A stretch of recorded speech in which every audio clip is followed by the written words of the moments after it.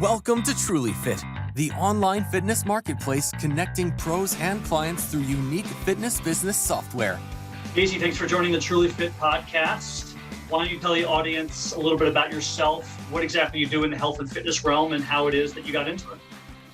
Sure, thank you. I'm so glad to be here. Thank you for having me today. And I think for any trainer, that is kind of a loaded question of a journey. I've always been in the health and fitness realm. I've always participated in sports growing up. I grew up in Canada, so I think I must have been somewhere around, just after I learned to walk, I was on hockey skates.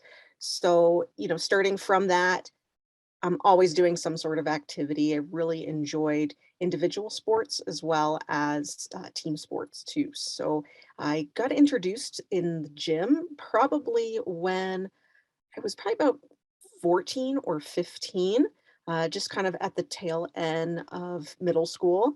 And I started doing some weights mainly because I wanted to kind of keep up with, I'm a smaller kid. So I wanted to keep up with some of the bigger kids. And I was a swimmer at this point, and I was doing some competitive swimming. So I decided to pick up some weights, and it just kind of opened up a whole new world for me.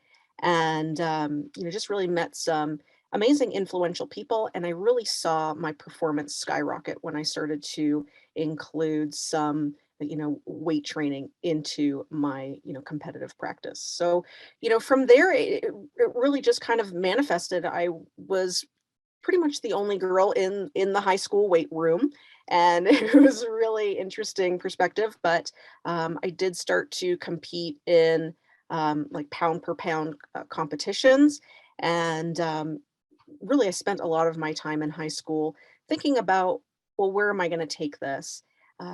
My focus in undergrad was kinesiology, and it kind of led me to, where am I going to go from here? Am I going to um, be a gym teacher? Am I going to just spend my time training clients? And so, right out of high school and even in undergrad, I took my first personal training certification. And on the side, while I was in school, I was training clients. And as a new trainer, it's always very interesting because you're learning the ropes, you're learning who you want to work with and what you want to do. And it was probably pretty early on. I ended up working for a female only gym in Canada. And it was an interesting demographic because um, we had the women that had never worked out before and were intimidated to go to a co-ed gym. And, and I saw a lot of them leave co-ed gyms, especially women that were pregnant or newly postpartum, because they were struggling with working with a trainer that understood what was going on. I think a lot of them either felt like trainers didn't take them into consideration, or trainers kind of treated them like they were a leper or something like that.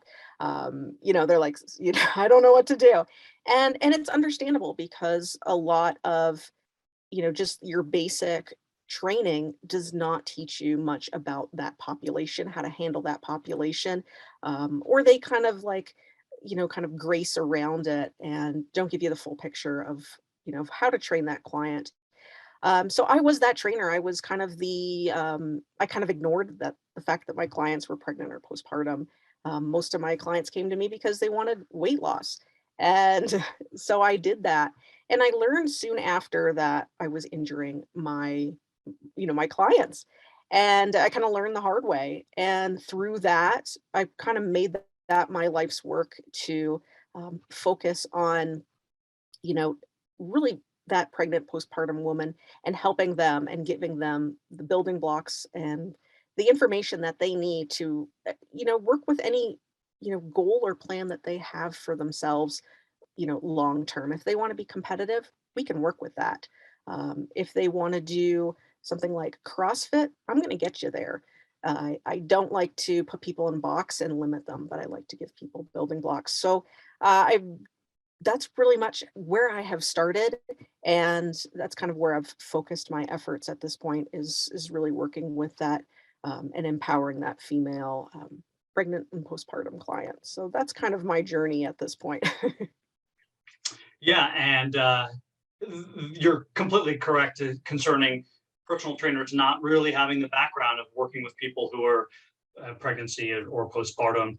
I guess the two or three things they tell you is don't introduce new exercises, kind of be a little bit more careful when they're in prone or supine. But outside of that, they don't give you a lot of information. And part of that is just because maybe it is more nuanced and there isn't a lot of general information to give you because you have to look at each individual client. But I've learned more doing this podcast over the past year about training people who are pregnant or post-pregnancy than I have in my entire personal training career, just from listening to experts like you who have worked with people, whether it was Nikki Bergen, Haley Kava, Linda Lippin, these people who dedicate their lives to this. And it's fantastic because there should be a specialty in which people who are postpartum are working with trainers who know a little bit more, or I should say a lot more, about how to work with them, because it is so nuanced, right? Whether you have a C-section or whether you have issues post-birth with sort of nerve damage, and then obviously the one thing that people always tell you is, or the general practitioners, don't do anything for 6 weeks. Well, now we know that's wrong, right? Just like if you got out of a double hip surgery, they have you up in 2 hours walking around, and you should be doing something little by little post-pregnancy. But that's neither here nor there. The topic of conversation today is going to be a little bit different. I'm sure we'll add at the end some other pregnancy tips and some tips that you can give to trainers who are working with pregnant clients. But really why I had you on here today is because your website and your design and your marketing is so clean, and it just stuck out at me right away. And I think it's so well done. Everything from your link tree to your podcast site to just little things that you do, like we're going to talk about, like your messenger pop-up that you have. So I want to get into it right away. What was your sort of macro marketing goal right away? Did you have any little bit of background in it? Did you investigate or see someone else's website you tried to copy off of? How did you get started? Sure. That's a very interesting question, because just like any trainer, um, most of us don't start out with business in mind. We go in full force with our heart. We want to help, our ideal person, maybe your strength coach, maybe your Olympic lifting coach, whatever you specialize in. You have a passion for this end goal that you help clients achieve. And that's where I came from, is I really just truly deep down inside wanted to help educate women on, how they should be exercising, what they should, their considerations. And we did talk about that a little earlier. So I didn't come from a business background. I didn't really know where to begin. And I'm sure most trainers are, in this perspective, especially when you go, and this is probably common for a lot of us in the last 18 months or more now, is we've had to step away from the brick and mortar gyms and trying to establish ourselves online and find online presence. So, I started my online business prior to, all these lockdowns and things like that, mainly because I had done a move. I had moved from Florida to Colorado, and I didn't have any clients when I had moved. I was starting fresh, and the power of online, of course, gives you the ability. I can work with someone, and I've got a couple clients in Australia, some in Japan, some in Germany, and online allows you to do that. So, and I think that's going to be the trend or the wave. And I think for a lot of your listeners, this is the time to get yourself in now, because you're going to see online is just I think it's going to blow up, and you want to make sure that you make your mark as soon as possible before this market gets even more saturated than it already is. Of course, we know all those big name trainers that have these huge websites, followings, apps, podcasts, things like that. And so now it's kind of time for everyone else to start getting into it. And so when I went in with it, I didn't know what I was doing at all. I feel like I'm pretty good with the computer and pretty good with technology, but I've dabbled with a few websites in my, high school days and undergrad days. but I really never made it into a business. So this was the first time kind of jumping in. So it's probably been about 2 years for me since I actually started really promoting and starting the business.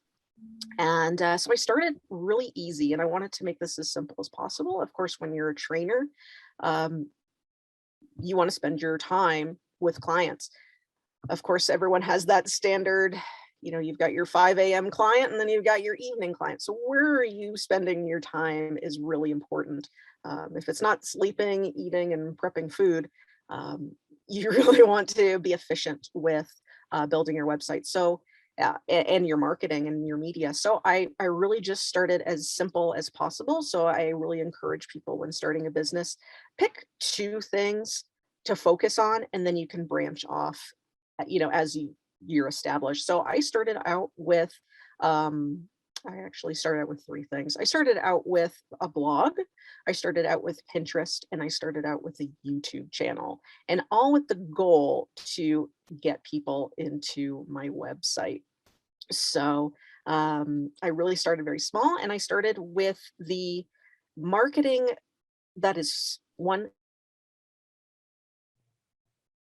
is to look at something like a Instagram post. Not everyone sees them, and they're gone in a couple of hours. They're gone in your feed. You can't find them again.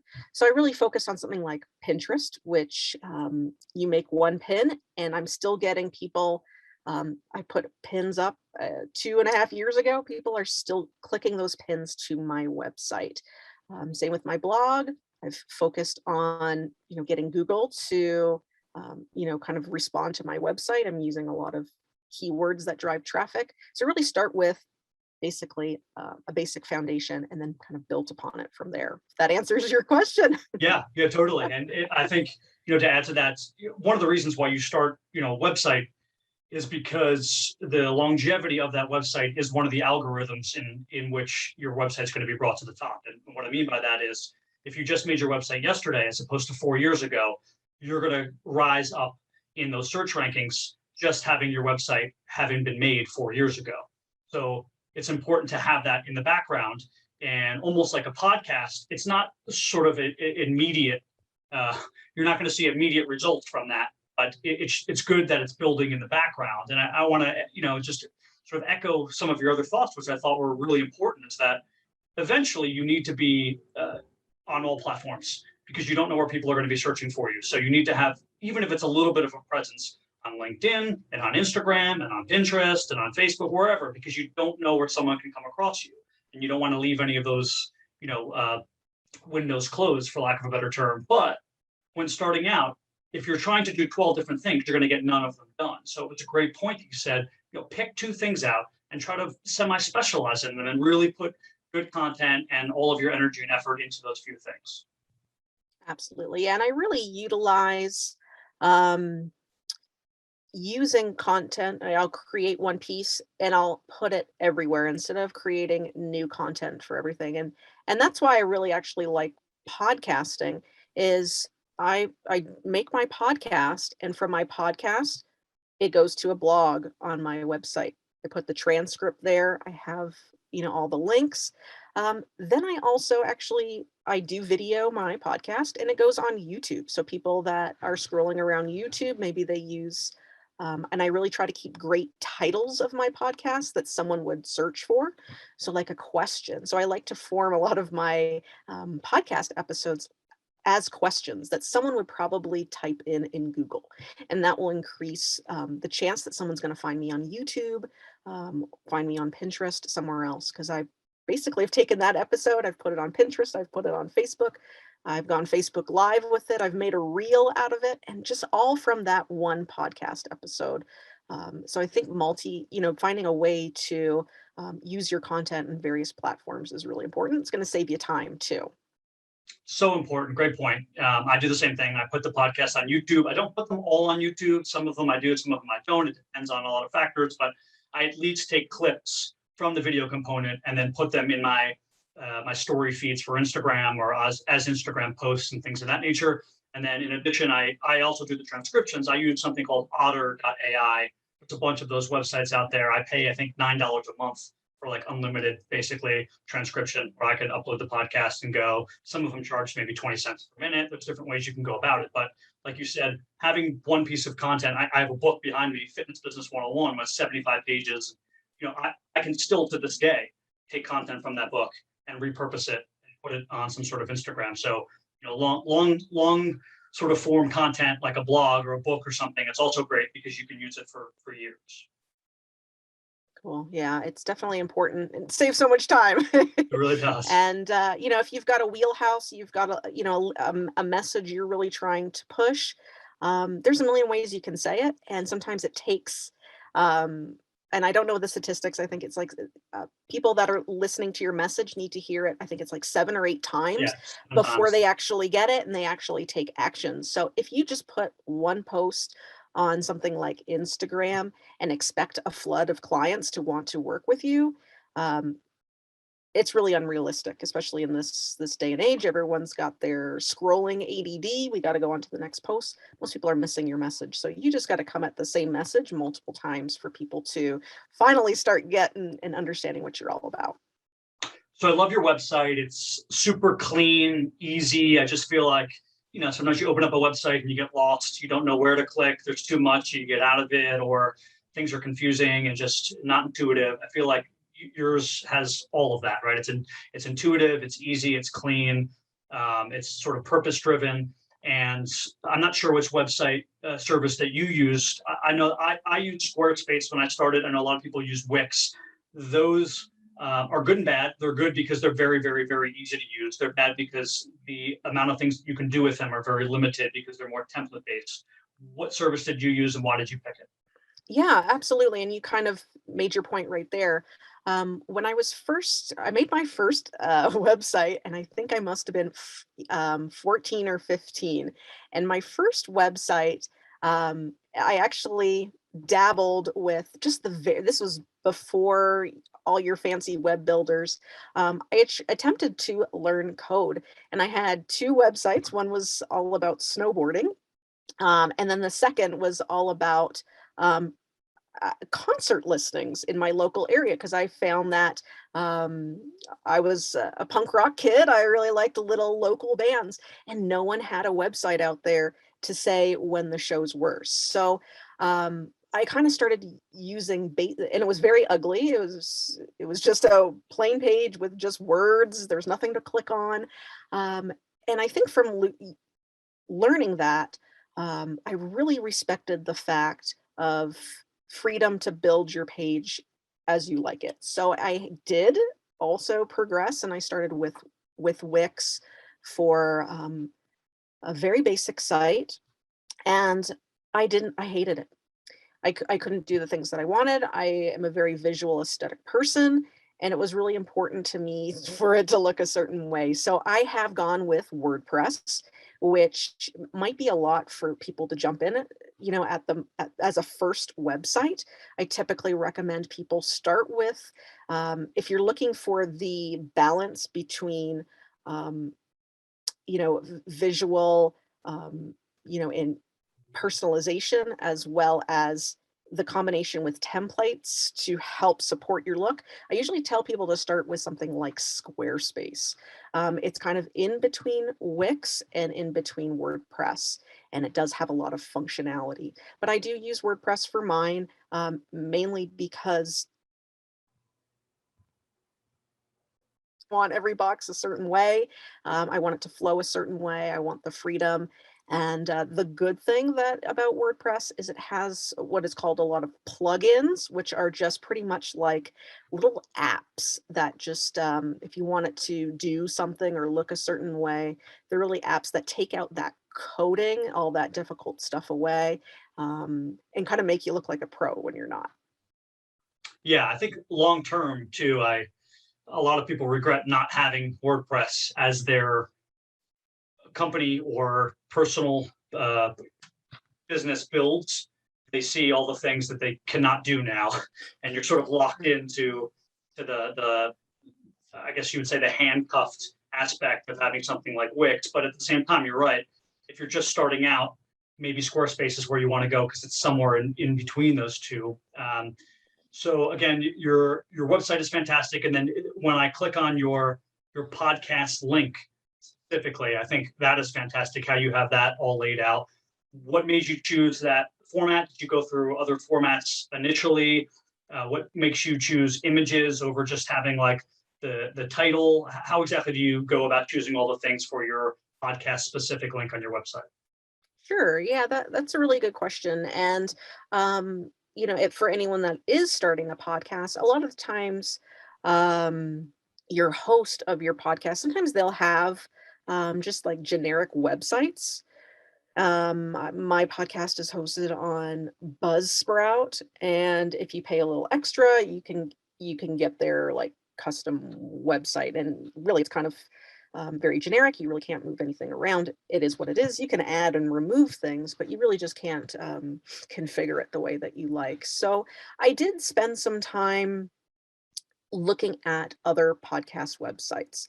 And I figured out, and it's very important to do this when building a website or anything visual, is I like to look at other people and not necessarily copy, but just kind of figure out what works, what's not working, what makes me want to click something, what makes me want to learn more, listen to the show. And again, I'm very visual, so I do prefer, and I don't know, and I think maybe in this day and age, especially in the age of Instagram, I find that people are a little bit more visual, and most people don't have time to read, to be honest, and even read a lot of text.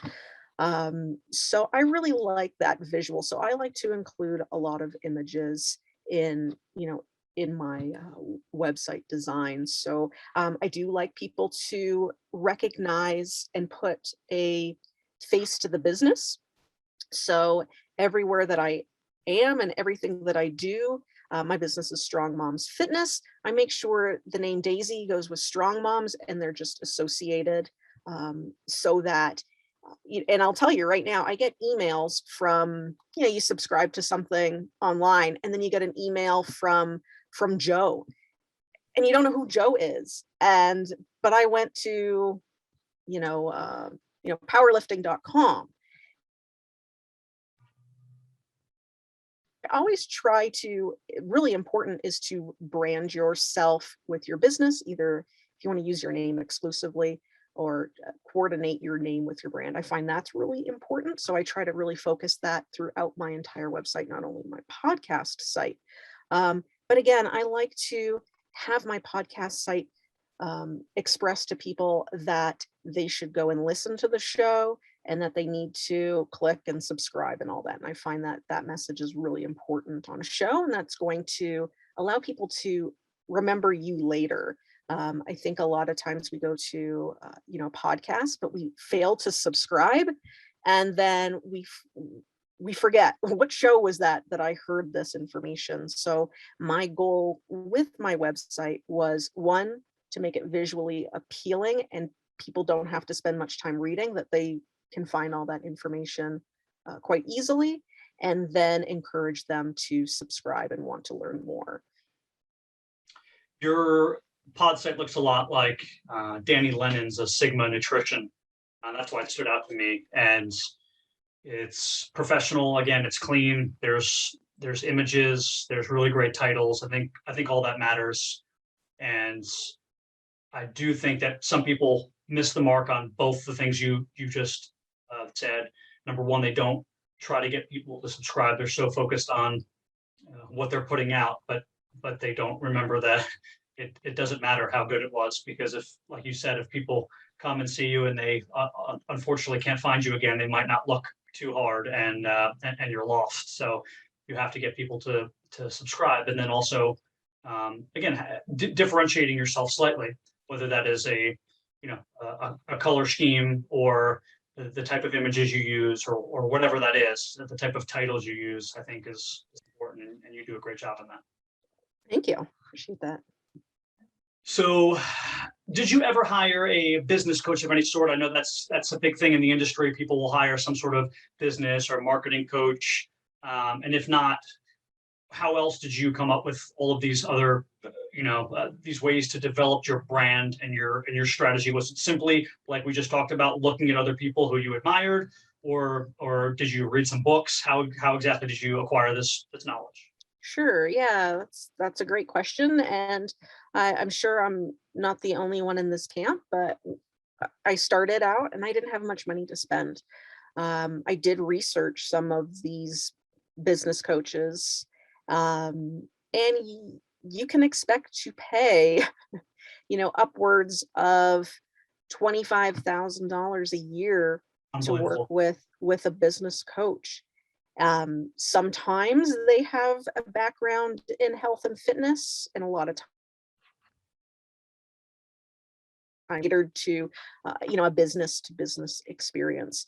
So I did have to kind of bootstrap this, do it myself, and pick and choose, what I needed to focus on initially.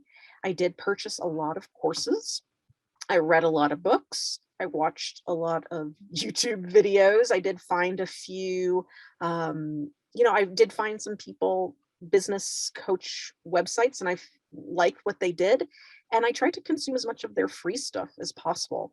When I wanted to start a website, I did a lot of this. Actually, I spent yesterday working on something on my website, and I followed other blogs. I followed other YouTube channels to figure, to kind of get myself in and out of some predicaments, especially when it comes to some deeper coding and things like that. So the answer is kind of all my information, and I think that's what makes us unique.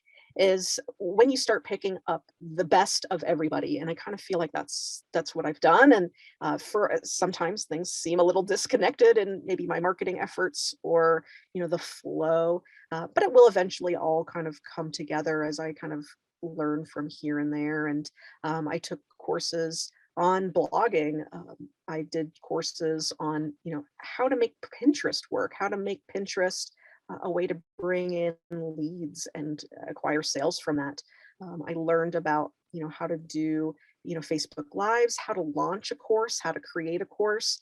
So there's a lot of different things. And maybe I should be adding up all the money I spent on all these different courses. Maybe it would be the same price as one business coach. But the best advice I can give to individuals that maybe can't afford a business coach is just try to find a mentor. Just even someone that is just even a few steps ahead of you. And it is actually helpful for them too to have a conversation. So, find a friend. I'm sure everyone has a friend online that's started a business somewhere. And I'm sure they'd be willing to, chat with you and take you under their wing. I don't think it's necessary this day and age to, spend crazy amounts of money. And usually a lot of the times that just kind of leaves a bad taste in your mouth if it doesn't work out. Sounds obvious, but that's really great advice. Andrew Coates at Andrew Coates Fitness, we just had him on a few podcasts ago, and he talked about sort of the same thing, that people sometimes in whatever industry they're in reach out to like the highest level person. Like they don't have time for you. And you don't really have any connection with them, and it's them doing you a favor and you not giving anything back to them. But if you can reach out to people who are just slightly ahead of you, you can stay interconnected maybe your whole careers, right? And then you can find ways where you can help them and they can help you, whether they're a friend now or not. It's easier to develop that relationship. So that's a great point, to try to reach out to people who are kind of on that same journey with you, just maybe a year ahead or something, or more likely. And then I'll add to that, and I know you and I talked about this off air in our emails back and forth, is that delegating is important. Now, if you don't have a business where you have people underneath you, like a virtual assistant or just employees, you go, well, then how the heck can I delegate? Well, you delegate through things like Fiverr and Upwork, right? You go to these sites and you find people who are either better at said issue than you, right? Maybe you want to create a book cover like I needed to. Well, I don't have that skill set, and I can do it, but it's going to take me 6 hours. It's going to come out bad. I'd rather pay somebody $45 to do it in an hour. So both, if you don't have the skill set, and if you can be getting things done that you can be bringing in money at that time, a la training, personal training, why wouldn't you want to spend that time training and hiring somebody else?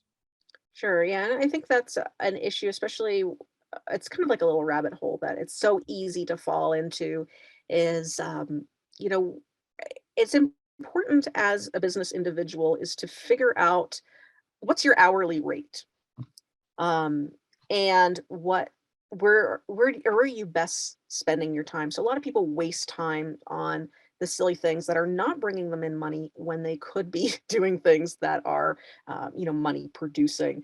So a lot of people will spend time looking through color wheels, trying to find the most perfect color for their website, and they get stuck on these, small little details that don't actually equal cash flow. So, are you better spending your time training, six clients, or is your time better spent sitting at the computer looking at different colors or different fonts for your logo? A lot of times you just have to outsource certain things, especially when it comes to looking at kind of the what is the cost of me actually sitting here trying to figure out the right font. So that's what I spend a lot. I really make sure that people know that is if it's not going to bring you money, sometimes it's worth your time and effort to find someone like you said on Fiverr or some of these outsourcing sites, and that's going to save you time and it actually is a little bit cheaper for you in the long run. Yeah, completely. And if you find yourself, and I know I do all the time, and it's something it's very hard to overcome. You have a task on your calendar, and you go, oh, I'm going to move that 2 hours down, and then I want to move this to the next day, and then I'm going to move to the next day. Chances are you actually really need to do that task.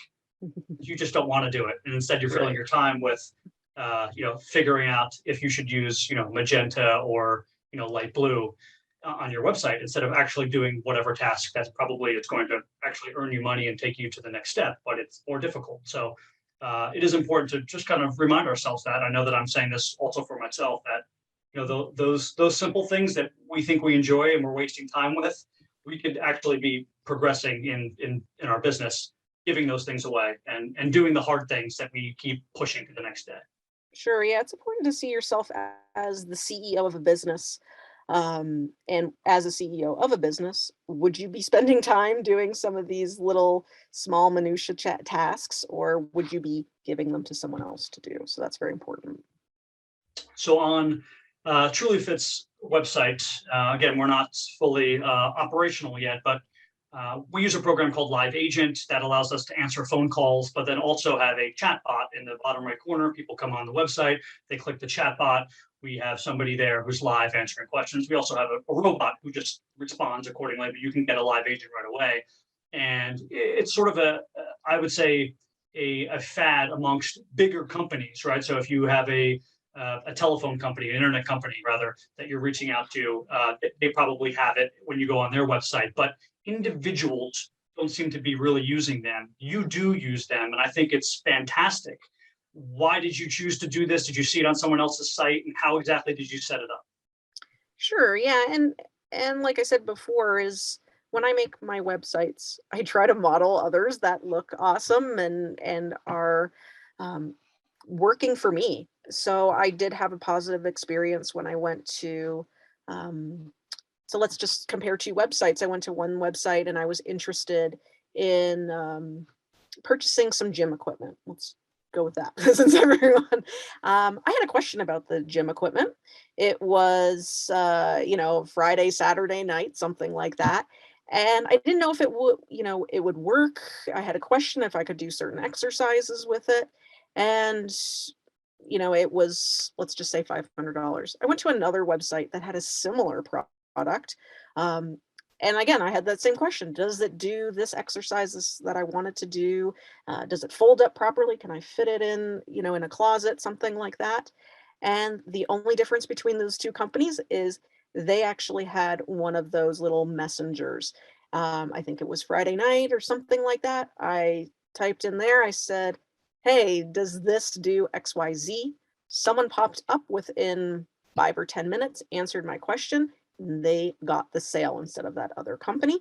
Maybe the other company is the one I came on first. It was flashier, they had a better looking, interface, maybe they had better pictures, but because of that messenger, they sealed the deal and they got my money. So that just kind of led me to say, hey, a lot of people that come to my site and are interested in my programs and my offerings, um, and a lot of times they're moms, and they're up when they're scrolling when their kids are asleep. It's, later in the day, they have a question. Maybe they just had a horrible day and they're like, "Man, I gotta start exercising." You know that, like, all of a sudden, someone, like, they ate a whole pizza and then scarfed down some donuts, and all of a sudden, they're like, "I need to," maybe they saw, I don't know, skinny model on TV, and they're like, "Oh my god, I want her abs or I want her body." They are motivated at that point to buy, and they are going to buy from the first person that can take care of them. And I find that with that messenger there, I can take care of people in an instant. I use what is called Jivo Chat, Jivo, and I really like it because it comes into my phone like a text message. And I can pause it if I'm doing something personal. But for the most part, it comes in like a text message. So it's not like I have to go into, I've found with a lot of software and apps is you have to log into their interface and it's just one more thing I have to check. But it comes in my text messaging inbox and it's just like a regular message and I can take care of them. Someone has a problem, someone's like, "Can you help me with this?" "Yes, I'm here. I can take care of you." And I think in this ADD like age of online, sometimes that speediness can increase your sales like exponentially. Some people aren't ready or don't want to wait till tomorrow to get their answer. They want it now. So a lot of times these chats allow you to do that. And I don't know if Jivo allows you to do this, but in a lot of them, you can set up sort of pre existing answers and questions. So a lot of times, more often than not, you're getting the same questions over and over and over. After a Sure. month goes by and you have these chatbots, it's very rare you get some random question you weren't expecting, right? That's like the same 5 or 6 questions over and over. So to be able to just quickly have your bot come up with, "Hey, do you have an issue with A, B, C, D, or E?" and then to press that button and then have an automatic answer. You also, that takes you out of the equation. You typically don't even have to do anything. Now, Right. of course, that takes a little while to acquire that data, and then you put that in. But it's also good to know more, to learn more about your website. If they keep coming back with the question of, does this fit underneath my bed, this piece of equipment? It's like, oh, well, I have to make sure that I use that terminology in my sales pitch because apparently Right. people really care about this, right? So you're gathering data at the same time, and maybe it doesn't fit under your bed, and then that leads you to say we have to make one that fits underneath the bed. So it's all data is good data, and I think having that chatbot just gives you more data. So Sure. Yeah, it's super important. Yeah, I do like the that option, that ABC, if they have a problem with XYZ, there's already, preset questions, answers, and you're not a slave to the machine. I it can get a little annoying sometimes with the messages, but I find um the people that really engage with those are people that are really serious. They're really hot leads. So I really want to jump on the chat with them as opposed to sometimes letting the bot take over.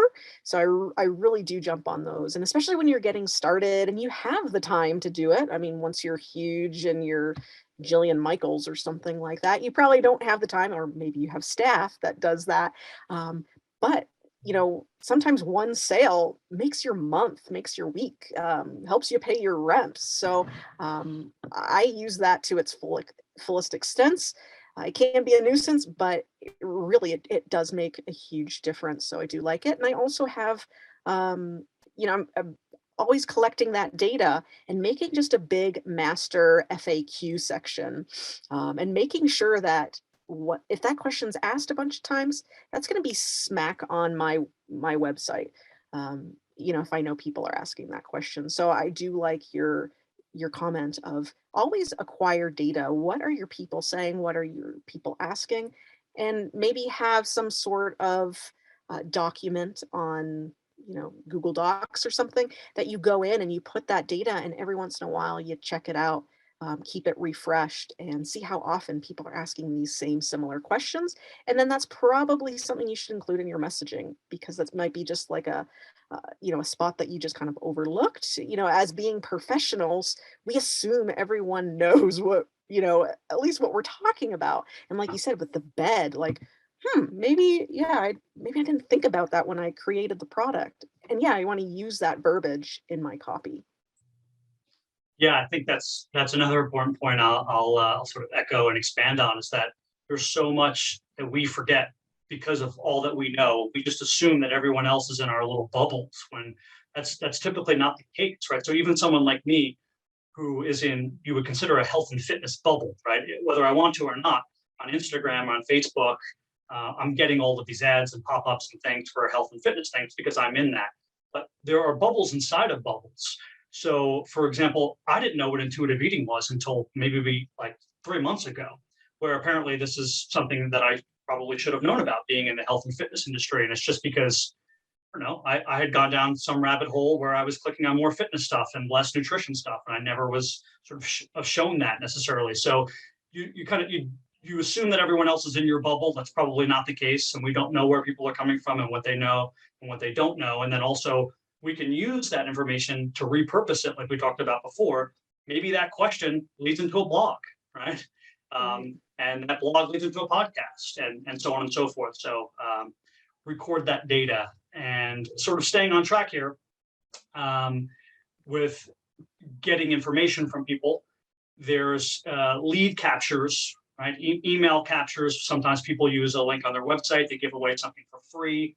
You have a fantastic link tree where basically it almost doesn't matter what you're coming to your site for. You have something on your link tree for everybody, it seems like.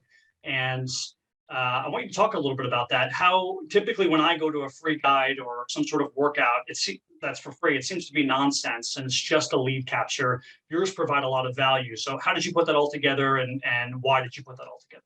Sure, yeah, and I didn't come up with this myself. This is all from courses I've taken, or watching and following people that have achieved success in the online, forum. And gone are the days for people that go to your website and they just want to subscribe to your newsletter. It's important in this, and I'm sure everyone can relate to this now, is the algorithms of Facebook and Instagram. People aren't seeing your stuff anymore. So it is important to get people into your sphere. You don't really own your Instagram following. You may have, 20,000 Instagram followers. The statistics keep changing. Sometimes they say 20% of people that are your followers see your stuff. So my goal is, I want to get everyone's email address. Anyone that's interested in what I do, I want to make sure that I have their email address, so that as soon as I have a new product, a new offering out, instead of just posting on Instagram, hey guys, I have a new workout plan, buy this. So 20% of people, 10% of people are going to see this. I'd rather have them in my emails, because I know that they're going to have a higher chance of seeing my stuff. So yeah, if I've got a new program out, if I have a weekend seminar that I want people to join, usually email is kind of the way to go. So that's where the whole idea of the lead capture really came in for me, and really helped me kind of hone in and make sure that I provide not only something people want, but I answer the questions that they want, as opposed to just giving them this little fluff and then a sales pitch below. So I find that in this day and age, in order to stand out, you have to give a little more to get a little more these days. Again, gone are the days where someone's just going to go onto your website and say, "Hey, I want to subscribe to their newsletter." It just doesn't really happen anymore. You have to give them something. You have to, dangle the steak in front of them so that they will go for it. And so I really, again, and that data that you acquire from your bots, from your questions on Facebook, is how I create my lead captures. So meal, everyone asks about meal planning or, shopping lists. What exercises are great for, getting rid of the triceps there, the little wings. So what are your clientele? What are your people asking you? Or what are the people, and we'll see this in a lot of people, let's say you have a great physique and you post that online and everyone wants your abs.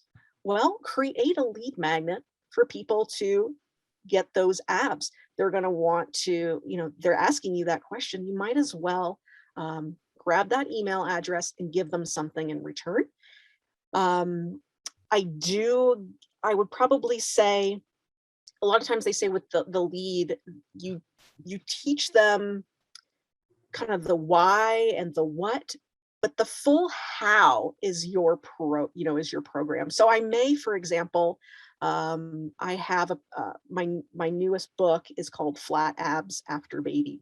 So my lead magnet for Flat Abs After Baby to get people interested in my book is, what are the top 5 exercises to get flat abs after baby? So I give them the exercises, I show them the exercises, but they don't know how to do them, when to do them, how to progress, you know, the next step. That's what you teach in your paid stuff, but your free stuff, you give them that little taste. You do want to give them some information so that they don't say, well, this is garbage. You want to leave them wanting more. You kind of want to leave them, I usually say, like a soap opera. You leave them hanging, you leave them dangling. So you tease them a little bit, you keep them wanting more, and then that's when you it's kind of like a little stepwise process. So there's a little thought that needs to go into creating a lead magnet and lead generation. Yeah, that's a fantastic description of how to do that. And we've had Chris Scott on this program. He runs something called fitrecovery.com, where he talks a lot about different nutrients and vitamins you can take if you're going through like alcohol recovery. And what he does sort of in his lead magnet is he'll list the vitamins, but he won't tell you exactly the dosages that are recommended or the brands in which he is sort of behind, right?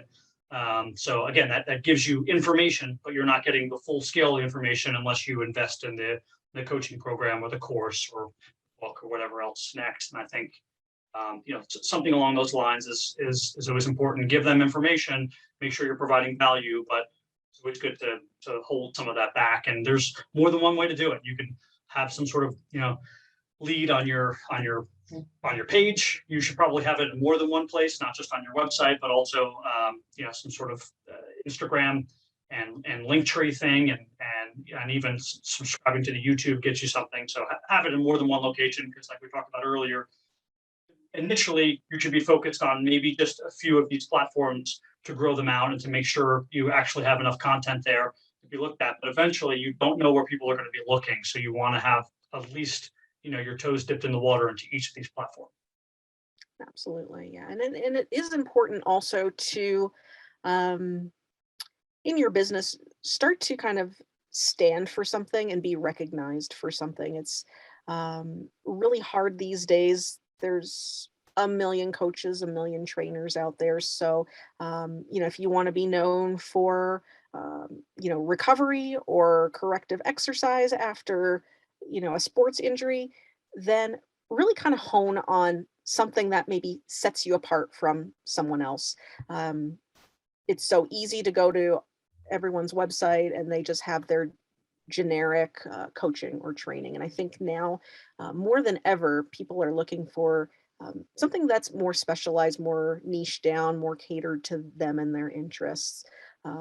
Recently I've gotten into calisthenics training. And now I'm working with a calisthenics specific coach. And the only reason why I wanted to work with them is because their marketing was really narrowed down and geared down to, the female athlete that wants to start doing, more body weight, exercises. They weren't concerned with, weight loss and some of these other gimmicks. They were really focused down on only women and only calisthenics. And I think, with their marketing, was amazing. It was just so easy. If I saw a bunch of trainers kind of lined up in a row, I just naturally zero into them. And from that, you're going to get some people that are not interested, and then you're just going to get some amazing people just sort of gravitating for you. And that's the way you're going to start working with the people that you want to work with. If you put a general, I'm working with pregnant postpartum women mainly because I figured out in the gym, I don't want to work out with seniors, and I didn't want to work out with high school people, and I didn't really want to train men. So, I really narrowed down my marketing, and now I'm working with the person that's perfect for me. And I think that's going to be really important these days, especially with online. That's a great point. And, I'll put a slight caveat there. And I think people rush to pick out a particular niche before they have that skill set. You still need to build that skill set first. So, if you're, 18, 19, 20, and you just got your first certification and you've never trained anybody, it's not the time to get a niche because you don't have any experience in working with those people, right? This person who's doing calisthenics, chances are they were doing that for 20 years. They work with a bunch of clients. They saw how it developed and how it helped, and then they made their own program. And you still need to provide value and have that expertise in that area. And I see too often people who you can tell are trying to push a niche that they are invested in, that they enjoy, but that they don't have an expertise in. And it falls through and it falls flat. So have an expertise in it. And if you don't have an expertise in it yet, you love it, well, then document your journey, right? So if you want to start snowboarding and you want to show how you work out to become, a faster and more agile snowboarder, well, document your journey. Show the exercises that you do. Show your progress going down the mountain from the, for the blue diamond to the black diamond, and then show how you progressed, which will in turn not only get you people who follow you, but then you've learned along the way, you've showed people you've learned along the way, rather than just come out and claim to be an expert.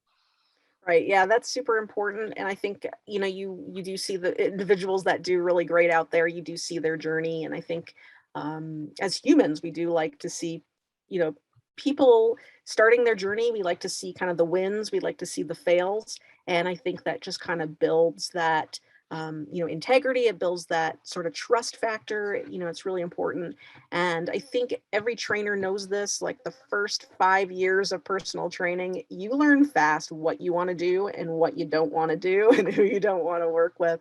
So it's really important to I know that time sometimes sucks, but it's really important to do that and figure out what you don't want to do so that you don't jump in and fully invest in a website and all this fancy stuff. And then you figure out, wait, I don't even want to do it. I don't even like working with these people. So very important point that you made there. Yeah. I mean, people crave authenticity, and people are intuitive. They're going to read it on you. They're going to smell your BS sooner rather than later. So you have to make sure that your marketing doesn't say otherwise, because you're not going to trick people. They're going to catch on to you. So it reminds me of like the young guys, and they're probably in their early or mid 20s, and they're standing in front of, in a private jet, and they're selling, making millions. And I'm like, I really don't buy that from you right now. I'm sorry. I'm sorry. Yeah. So people are starting to see through that now. Maybe that worked back in the day, but it's definitely not working now. How I test some of those people is I ask them a question I know that they don't know. And if they don't say, I don't know, I know they're full of crap, because there's so many, I don't mean to like pick on young people. It's not just young people, but there's people who just can't say, I don't know. There's a lot of things that I don't know, especially in the fitness industry. I consider myself an expert in the client experience, right? I've had over 30,000 sessions, probably. That's not including classes, right? It's just one-on-one sessions. And so I put together a good experience. I work better with the general population. I probably don't work well with bodybuilders. I probably don't work best with people who are looking to improve their Olympic lifts. That's not my specialty. If somebody asks me a question that I don't know, I have no problem referring them to somebody who knows better. But the people who say, oh, no problem, I can tell you, I can show you over and over, it's typically the people you want to stay away from. Absolutely. Totally agree. So why don't you plug your podcast and your website, Jen, because we've been talking about your website the whole time. So I want people to go to it and see it so they have something to mimic.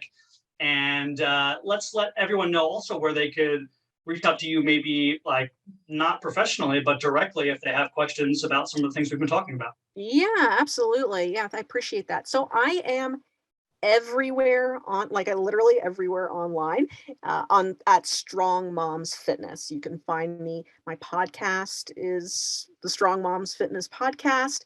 My website is strongmomsfitness.com. Instagram, I'm strong.moms.fitness, and same with Facebook and the like, and Pinterest and all that good stuff. So I did try to keep that across the board so that I am easy to find. My email address is super easy. I do love to mentor people about business, coach them, just even have a conversation. I do not sell $25,000 packages. I help people as they go.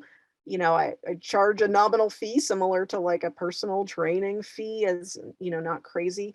But anyone can email me, chat with me. We can talk business.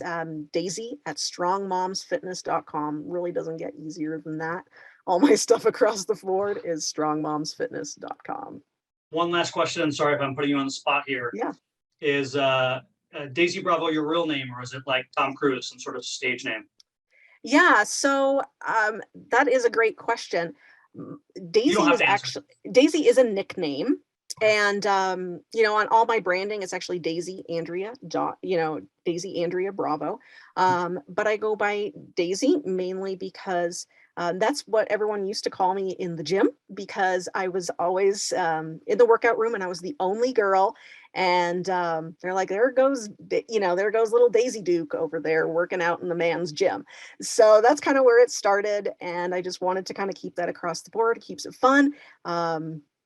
People remember it. So that's where Daisy came from. Well, I think the last name is just as cool as the first name. So the last name is real. That was the name I was given when I was born. So that is 100% real.